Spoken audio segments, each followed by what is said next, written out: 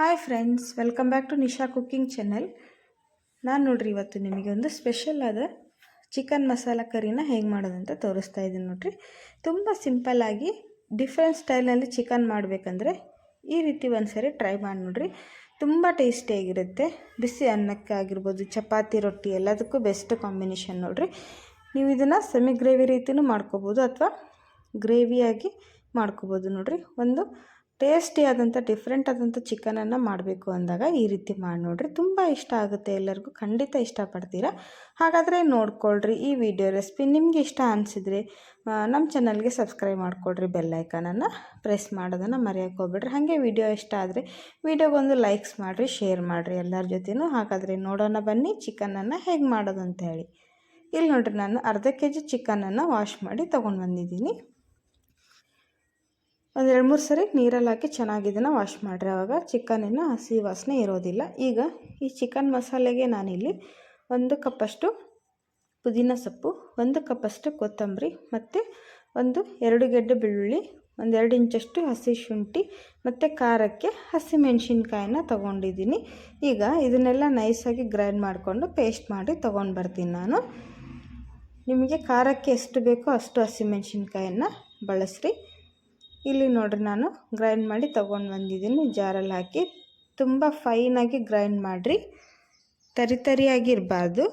Fine ಪೇಸ್ಟಾಗಿ ನೀವು ಈ ಥರ ಇದನ್ನು ರೆಡಿ ಮಾಡಿ ಇಟ್ಕೊಳ್ರಿ. ಇವಾಗ ಇಲ್ಲಿ ಚಿಕನನ್ನು ನಾವು ಮ್ಯಾರಿನೇಷನ್ ಮಾಡೋಣ. ಈಗ ನೋಡ್ರಿ, ಚಿಕನ್ನಿಗೆ ನಾನು ರುಚಿಗೆ ತಕ್ಕಷ್ಟು ಉಪ್ಪನ್ನು ಹಾಕ್ತಾಯಿದ್ದೀನಿ. ಚಿಕನಿಗೆ ಬೇಕಾದಷ್ಟು ಉಪ್ಪನ್ನು ಹಾಕಿ, ಆಮೇಲೆ ಈಗ ಗ್ರೈಂಡ್ ಮಾಡಿ ತೊಗೊಂಬಂದಂಥ ಪುದೀನ, ಕೊತ್ತಂಬರಿ, ಶುಂಠಿ, ಬೆಳ್ಳುಳ್ಳಿ ಮತ್ತು ಹಸಿಮೆಣಸಿನ್ಕಾಯಿ ಪೇಸ್ಟನ್ನು ಹಾಕ್ತಾಯಿದ್ದೀನಿ. ಖಾರಕ್ಕೆ ಎಷ್ಟು ಬೇಕು ಎಲ್ಲದನ್ನು ನೋಡಿಕೊಂಡು ಮಸಾಲೆನ 1-2 ಸ್ಪೂನಷ್ಟು ಹಾಕಿದ್ದೀನಿ. ಮತ್ತು 1/2 ಸ್ಪೂನಷ್ಟು ಅರಿಶಿನ ಪುಡಿನ ಹಾಕಿ, ಆಮೇಲೆ ನೋಡ್ರಿ ಮೊಸರನ್ನು ಹಾಕ್ತಾಯಿದ್ದೀನಿ. ನಾನು 2 ಸ್ಪೂನಷ್ಟು ಮೊಸರನ್ನು ಹಾಕ್ತಾಯಿದ್ದೀನಿ. ಮೊಸರು ಹಾಕೋದ್ರಿಂದ ಚಿಕನ್ ಸಾಫ್ಟಾಗಿ ಜ್ಯೂಸಿಯಾಗಿ ಬರುತ್ತೆ ನೋಡ್ರಿ. ನೋಡಿ, ಇದನ್ನು ಚೆನ್ನಾಗಿ ಒಂದ್ಸರಿ ಮಿಕ್ಸ್ ಮಾಡಿರಿ. ಮಿಕ್ಸ್ ಮಾಡಿ ಎಲ್ಲ ಪೀಸಸ್ಗೂ ಮಸಾಲೆ ಕೋಟ ಆಗಬೇಕು, ಅಂಟಬೇಕು. ಆ ಥರ ಚೆನ್ನಾಗಿ ಮಿಕ್ಸ್ ಮಾಡಿರಿ. ಇದನ್ನು 1 ಅವರ್ ನಾನು ನೆನೆಗೆ ಬಿಡ್ತೀನಿ. ಟೈಮ್ ಇಲ್ಲ ಅಂದರು ಒಂದು ಅರ್ಧ ಗಂಟೆ ಆದರೂ ಇದನ್ನು ನೆನೆಸೇ ಇಡಬೇಕು. ಆವಾಗ ಚಿಕನ್ ಎಲ್ಲ ಮಸಾಲೆ ಚೆನ್ನಾಗಿ ಹೀರ್ಕೊಂಡು ಸಾಫ್ಟಾಗಿ ಬರುತ್ತೆ ನೋಡ್ರಿ. ಇಲ್ಲಿ ಆಫ್ಟರ್ 1 ಅವರ್ ಆದಮೇಲೆ ನೋಡಿ ಈ ಥರ ಚೆನ್ನಾಗಿ ಮ್ಯಾರಿನೇಷನ್ ಆಗಿದೆ. ಈಗ ಇದನ್ನು ನಾವು ಫಸ್ಟು ಫ್ರೈ ಮಾಡ್ಕೊಳ್ಳೋಣ. ಇಲ್ಲಿ ನಾವು ಹಾಕಿರುವಂಥ ನ್ಯಾಚುರಲ್ ಕಲರೇ ನೋಡ್ರಿ ಎಷ್ಟು ಗ್ರೀನರಿಯಾಗಿ ಬಂದಿದೆ ಅಂಥೇಳಿ. ನಾವು ಯಾವುದೋ ಕಲರನ್ನು ಬಳಸಿಲ್ಲ. ಇಲ್ಲಿ ಹಾಕಿರುವಂಥ ಪುದೀನ, ಕೊತ್ತಂಬರಿ ಸೊಪ್ಪಲ್ಲೇ ನ್ಯಾಚುರಲ್ ಕಲರ್ ಬಂದುಬಿಡುತ್ತೆ ನೋಡ್ರಿ. ಈಗ ಒಂದು ಕಡಾಯಿನ ಇಟ್ಟು ನಾನು ಎಣ್ಣೆನ ಬಿಸಿ ಮಾಡೋಕ್ಕೆ ಇಟ್ಟಿದ್ದೀನಿ. ಅಂದರೆ ಶಾಲೋ ಫ್ರೈ ಮಾಡ್ತಾಯಿದ್ದೀನಿ, ನಾನೆಲ್ಲಿ ಡೀಪ್ ಫ್ರೈ ಮಾಡ್ತಾಯಿಲ್ಲ. ಜಸ್ಟ್ ಸ್ವಲ್ಪ ಫ್ರೈ ಮಾಡ್ಕೊಳ್ಳೋಣ ನಾವು ಮ್ಯಾರಿನೇಷನ್ ಮಾಡಿದಂಥ ಚಿಕನನ್ನು. ಸ್ವಲ್ಪ ಎಣ್ಣೆ, 1-2-3 ಟೇಬಲ್ ಸ್ಪೂನಷ್ಟು ಎಣ್ಣೆ ಹಾಕಿರಿ. ಜಾಸ್ತಿ ಎಣ್ಣೆ ಏನು ಬೇಕಾಗೋದಿಲ್ಲ. ನಾವಿಲ್ಲಿ ಸುಮ್ಮನೆ ಫ್ರೈ ಮಾಡ್ತಾಯಿದ್ದೀವಿ ಅಷ್ಟೇ, ಡೀಪ್ ಫ್ರೈ ಮಾಡ್ತಾಯಿಲ್ಲ. ಹಾಕಿದ ತಕ್ಷಣ ನೀವು ಸೌಟ್ ಹಾಕಿ ತಿರುಗಿಸೋಕ್ಕೆ ಹೋಗಬೇಡ್ರಿ. ಫಸ್ಟು ಸ್ವಲ್ಪ ಹೊತ್ತು ಎಣ್ಣೆಯಲ್ಲಿ ಚೆನ್ನಾಗಿದ್ದು ಫ್ರೈ ಆಗಲಿ. ಅಂದರೆ ನೀವು ತಕ್ಷಣವೇ ನೀವು ತಿರುಗಿಸಿ ಹಾಕಿದರೆ ಅದು ಅಂಟಿರುತ್ತೆ, ಚೆನ್ನಾಗಿ ಫ್ರೈ ಆಗಿರೋದಿಲ್ಲ. 1-2 ನಿಮಿಷ ಚೆನ್ನಾಗಿ ಇದನ್ನು ಫ್ರೈ ಆದಮೇಲೆ ನೋಡಿರಿ ಈ ಥರ ಮಿಕ್ಸ್ ಮಾಡಿರಿ. ಅಂದರೆ ಎಣ್ಣೆ ಎಲ್ಲ ಕಡೆ ಈಕ್ವಲ್ ಆಗಿ ಸ್ಪ್ರೆಡ್ ಆಗುತ್ತೆ, ಈಕ್ವಲ್ ಆಗಿ ಬೇಯುತ್ತೆ ಚಿಕನ್. ಆವಾಗ ಚೆನ್ನಾಗಿ ಫ್ರೈ ಆಗುತ್ತೆ. ಒಂದು ಸೈಡ್ ಚೆನ್ನಾಗಿ ಕೆಂಪಿಗೆ ಫ್ರೈ ಆದಮೇಲೆ ನೀವು ಇದನ್ನು ತಿರುಗಿಸಿ ಹಾಕಬೇಕು. ಸ್ವಲ್ಪ ಮೀಡಿಯಮ್ ಟು ಹೈ ಫ್ಲೇಮಲ್ಲಿ ಇಟ್ಟು ಇದನ್ನು ಫ್ರೈ ಮಾಡಿಕೊಳ್ರಿ. ಈಗ ನೋಡಿರಿ ತಿರುಗಿಸಿ ಹಾಕ್ತಾಯಿದ್ದೀನಿ ನೋಡಿ, ಒಂದು ಸೈಡ್ ಕೆಂಪಿಗೆ ಫ್ರೈ ಆಗಿದೆ. ಈಗ ನೀವು ಇದನ್ನು ತಿರುಗಿಸಿ ಹಾಕಿದರೆ ಚೆನ್ನಾಗಿ ಕೋಟಿಂಗ್ ನಿಂತ್ಕೊಳ್ಳುತ್ತೆ. ನೀವು ಹಿಂದನೇ ಸೌಟ್ ಹಾಕಿ ತಿರುಗಿಸಿದರೆ ಕೋಟಿಂಗ್ ಬಿಟ್ಕೊಂಬರುತ್ತೆ ನೋಡಿರಿ, ಅಂಟಿರಲ್ಲ ಚಿಕನಿಗೆ. ಚೆನ್ನಾಗಿ ಇದನ್ನು ಫ್ರೈ ಮಾಡಿಕೊಳ್ರಿ.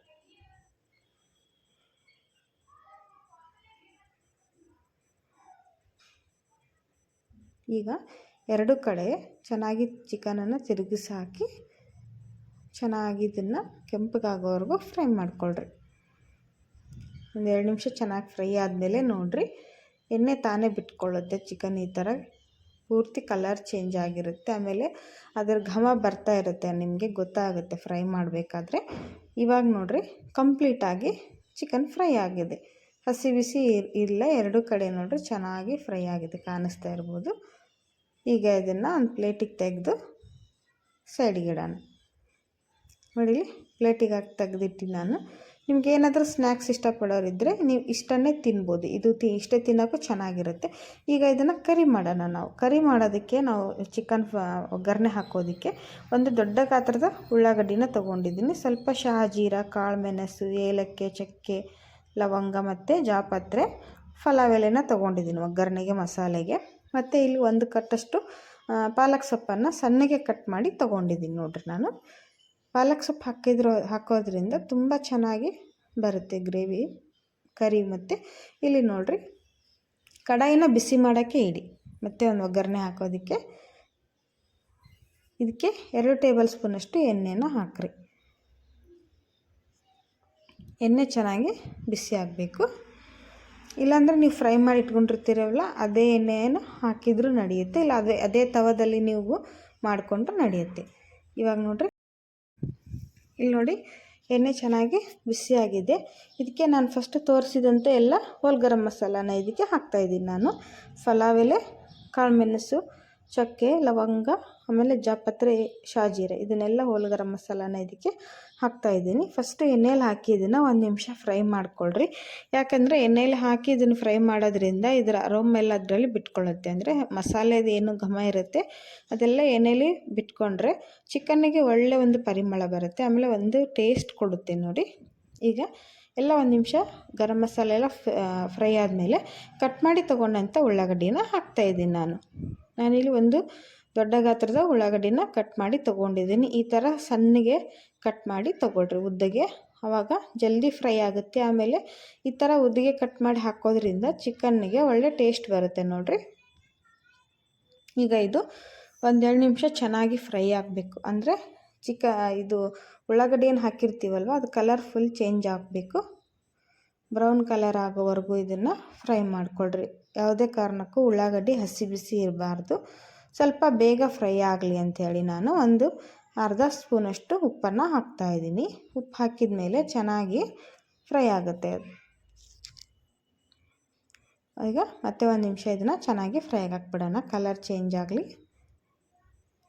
ಈಗ ನೋಡಿ ಕಲರ್ ಚೇಂಜ್ ಆಗಿದೆ, ಪೂರ್ತಿ ಬ್ರೌನ್ ಕಲರ್ ಫ್ರೈ ಆಗಿದೆ ನೋಡಿರಿ ಉಳ್ಳಾಗಡ್ಡಿ. ಈ ಥರ ಫ್ರೈ ಆದರೆ ಗ್ರೇವಿಗೆ ತುಂಬ ಒಳ್ಳೆ ಕಲರ್ ಟೇಸ್ಟ್ ಕೊಡುತ್ತೆ ನೋಡಿ.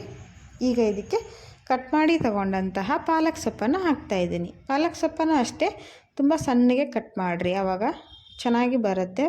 ತಿನ್ನಬೇಕಾದ್ರೆ ಎಳೆ ಎಳೆಯಾಗಿ ಸಿಗೋದಿಲ್ಲ. ಈ ಥರ ನೈಸಾಗಿ ಕಟ್ ಮಾಡಿಕೊಳ್ರಿ. ಇದನ್ನು ಹಸಿ ವಾಸನೆ ಹೋಗೋವರೆಗೂ ಚೆನ್ನಾಗಿ ಇದನ್ನು ಒಗ್ಗರಣೆಯಲ್ಲಿ ಫ್ರೈ ಮಾಡಿಕೊಳ್ರಿ. ಈಗ ನೋಡಿರಿ ಪಾಲಕ್ ಚೆನ್ನಾಗಿ ಫ್ರೈ ಆಗಲಿ. ಇಲ್ಲಿ ನಾವು ಒಂದು ಮಸಾಲೆನ ರೆಡಿ ಮಾಡ್ಕೊಳ್ಳೋಣ. ಸಿಂಪಲ್ ಆಗಿರುವಂಥ ಮಸಾಲೆ ಚಿಕನ್ನಿಗೆ ಏನು ಅಂದರೆ ಸ್ವಲ್ಪ ಕೊತ್ತಂಬರಿ ಸೊಪ್ಪು, 1 ಟೊಮೆಟೊ, 1 ಉಳ್ಳಾಗಡ್ಡಿನ ತೊಗೊಂಡಿದ್ದೀನಿ. ಟೊಮೆಟೊ ಸ್ವಲ್ಪ ದೊಡ್ಡದು ತೊಗೊಳ್ರಿ, ಚಿಕ್ಕ ಟೊಮೆಟೊ ಇದ್ದರೆ 2 ಟೊಮೆಟೊನ ತೊಗೊಳ್ರಿ. ಈಗ ಇದನ್ನು ಮಿಕ್ಸರ್ ಜಾರಿಗೆ ಹಾಕ್ಕೊಂಡು ನೈಸಾಗಿ ಗ್ರೈಂಡ್ ಮಾಡ್ಕೊಂಬರೋಣ. ಇಷ್ಟೇ ಮಸಾಲೆ ಸಾಕು, ಜಾಸ್ತಿ ಮಸಾಲೆ ಏನು ಬೇಡ, ಕೊಬ್ಬರಿ ಅದೇನೇನು ಹಾಕೋದು ಬೇಡ. ಸಿಂಪಲ್ ಆಗಿರುವಂಥ ಇದಕ್ಕೆ ಒಂದು ಕರಿ ಸ್ಟ್ರಕ್ಚರ್ ಕೊಡೋಕ್ಕೆ ಇದನ್ನು ಮಸಾಲೆನ ರೆಡಿ ಮಾಡ್ಕೊಳ್ರಿ. ಈಗ ಇದನ್ನು ನೈಸಾಗಿ ಗ್ರೈಂಡ್ ಮಾಡ್ಕೊಂಬರ್ತೀನಿ. ಇಲ್ಲಿ ನೋಡಿ ಪಾಲಕ್ ಸೊಪ್ಪು ಚೆನ್ನಾಗಿ ಫ್ರೈ ಆಗಿದೆ, ಉಳ್ಳಾಗಡ್ಡಿ ಎಲ್ಲ ಚೆನ್ನಾಗಿ ನೋಡಿರಿ ಫುಲ್ ಕಲರ್ಫುಲ್ಲಾಗಿ ಕಾಣಿಸ್ತಾ ಇದೆ. ಇದಕ್ಕೆ ನಾನು ಫಸ್ಟು ಏನು ಮಸಾಲೆ ಹಾಕಿದ್ವಲ್ಲ ಅದನ್ನು 1 ಸ್ಪೂನಷ್ಟು ಹಾಕ್ತಾಯಿದ್ದೀನಿ. ಅಂದರೆ ಪುದೀನ ಸೊಪ್ಪು, ಕೊತ್ತಂಬರಿ ಸೊಪ್ಪಿಂದ ಏನು ಪೇಸ್ಟ್ ಮಾಡ್ಕೊಂಡಿದ್ವೋ ಅದನ್ನೇ ಈಗ ಇಲ್ಲಿ ಫ್ರೈ ಮಾಡ್ಕೊಂಡಿರುವಂಥ ಒಗ್ಗರಣೆಗೆ 1 ಸ್ಪೂನಷ್ಟು ಹಾಕ್ತಾಯಿದ್ದೀನಿ ನಾನು. ನಾವು ಮ್ಯಾರಿನೇಷನ್ ಮಾಡೋಕ್ಕೂ 1-2 ಸ್ಪೂನ್ ಹಾಕಿರ್ತೀವಿ. ಇಲ್ಲಿ ಒಗ್ಗರಣೆ ಕೂಡ 1 ಸ್ಪೂನ್ ಹಾಕಿ ಚೆನ್ನಾಗಿ ಅದನ್ನು ಹಸಿ ವಾಸನೆ ಹೋಗೋವರೆಗೂ 1-2 ನಿಮಿಷ ಫ್ರೈ ಮಾಡ್ಕೊಳ್ರಿ. ಎಣ್ಣೆಯಲ್ಲಿ ಚೆನ್ನಾಗಿ ಎಲ್ಲದು ಫ್ರೈ ಆಗಲಿ. ಇವಾಗ ನೋಡಿರಿ ನಾವು ಗ್ರೈಂಡ್ ಮಾಡಿ ತೊಗೊಂಡು ಬಂದಂತಹ ಮಸಾಲೆನ ಹಾಕ್ತಾಯಿದ್ದೀನಿ. ಅಂದರೆ ಉಳ್ಳಾಗಡ್ಡಿ, ಟೊಮೆಟೊ ಮತ್ತು ಕೊತ್ತಂಬರಿ, ಇಷ್ಟೇ 3 ಇಂಗ್ರೀಡಿಯೆಂಟ್ಸನ್ನು ಬಳಸಿದ್ದೀನಿ ಇದ್ರಾಗೆ. ಇದನ್ನು ಸಹಿತ ಅಷ್ಟೇ ನೋಡಿರಿ, ಹಸಿ ವಾಸನೆ ಹೋಗೋವರೆಗೂ ಚೆನ್ನಾಗಿ ಇದನ್ನು ಕೂಡ ಫ್ರೈ ಮಾಡಿಕೊಳ್ರಿ. ನಾನು ಯಾಕೆ ಹಸಿ ವಾಸನೆ ಹೋಗೋವರೆಗೂ ಫ್ರೈ ಮಾಡಿರಿ ಅಂತೀನಂದರೆ, ಅದು ಹಸಿ ಹಸಿ ಇರಬಾರ್ದು. ತಿನ್ನಬೇಕಾದ್ರೆ ನಮಗೆ ಕರಿ ಆಗಲಿ, ಮಸಾಲೆ ಆಗಲಿ, ಸಾರಾಗಲಿ, ಏನೇ ಆಗಲಿ ಮಸಾಲೆದು ಹಸಿ ವಾಸನೆ ಬಂದರೆ ಊಟ ಮಾಡೋಕ್ಕೆ ಆಗಲ್ಲ, ಸರಿಯಾಗಿ ಡೈಜೆಸ್ಟ್ ಆಗಲ್ಲ. ಅದಕ್ಕೆ ನೀವೇನು ಮಾಡಬೇಕು, ಚೆನ್ನಾಗಿ ಮಸಾಲೆನ ಹಸಿ ವಾಸನೆ ಹೋಗೋವರೆಗೂ ಎಣ್ಣೆಯಲ್ಲಿ ಫ್ರೈ ಮಾಡ್ಕೋಬೇಕು. ಇಲ್ಲಿ ನೋಡಿರಿ, ಒಂದು ಅರ್ಧ ಸ್ಪೂನಷ್ಟು ಅರಿಶಿನ ಪುಡಿನ ಹಾಕಿದ್ದೀನಿ. ಇದು ಅರಿಶಿನ ಪುಡಿ ಹಾಕಿದ್ದು ನೋಡಿರಿ ಕಲರ್ ಹೇಗೆ ಚೇಂಜ್ ಆಗುತ್ತೆ ಅಂಥೇಳಿ. ಈಗ ಇನ್ನೊಂದು 2 ನಿಮಿಷ ಚೆನ್ನಾಗಿ ಫ್ರೈ ಆದಮೇಲೆ ನೋಡಿರಿ ಎಣ್ಣೆ ಬಿಟ್ಕೊಳ್ಳುತ್ತೆ, ಆವಾಗ ಇದು ಮಸಾಲೆ ರೆಡಿಯಾಗಿದೆ ಅಂತ ಗೊತ್ತಾಗುತ್ತೆ. ಈಗ ಸ್ವಲ್ಪ ನಾನು ಉಪ್ಪನ್ನು ಸೇರಿಸ್ತಾ ಇದ್ದೀನಿ. ಫಸ್ಟು ಉಳ್ಳಾಗಡ್ಡಿ ಫ್ರೈ ಮಾಡಬೇಕಾದ್ರೆ ಒಂದು ಚಿಟಿಕೆ ಉಪ್ಪು ಹಾಕಿರ್ತೀರ, ಇಲ್ಲಿ ಉಪ್ಪನ್ನು ನೋಡಿ ಹಾಕ್ಕೊಳ್ರಿ. ಕಡಿಮೆ ಬಿದ್ದರೆ ಮೇಲೆ ಹಾಕ್ಬೋದು, ಜಾಸ್ತಿ ಆದರೆ ತುಂಬ ಕಷ್ಟ ಆಗುತ್ತೆ. ಸ್ವಲ್ಪ ಟೇಸ್ಟ್ ನೋಡಿಬಿಟ್ಟು ಕಡಿಮೆ ಬಿದ್ದರೆ ಉಪ್ಪನ್ನು ಹಾಕ್ಕೊಳ್ರಿ. ನಾವು ಉಪ್ಪು ಕಡಿಮೆ ಆಗಿರೋದ್ರಿಂದ ಸ್ವಲ್ಪ ಹಾಕಿದ್ದೀನಿ.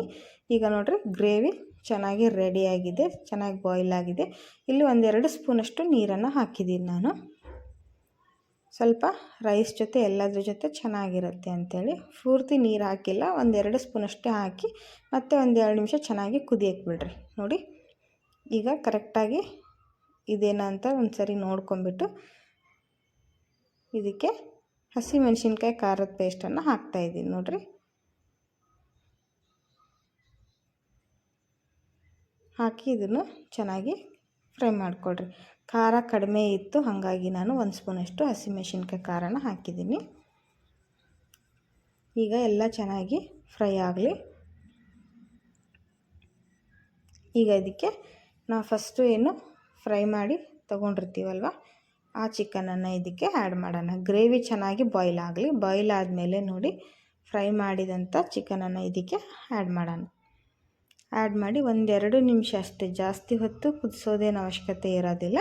1-2-3 ನಿಮಿಷ ಇದು ಚೆನ್ನಾಗಿ ಗ್ರೇವಿ ಜೊತೆ ಚಿಕನ್ ಬೆಂದರೆ ಸಾಕು ನೋಡಿರಿ, ಆವಾಗ ಒಳ್ಳೆ ಚಿಕನ್ ರೆಡಿಯಾಗುತ್ತೆ.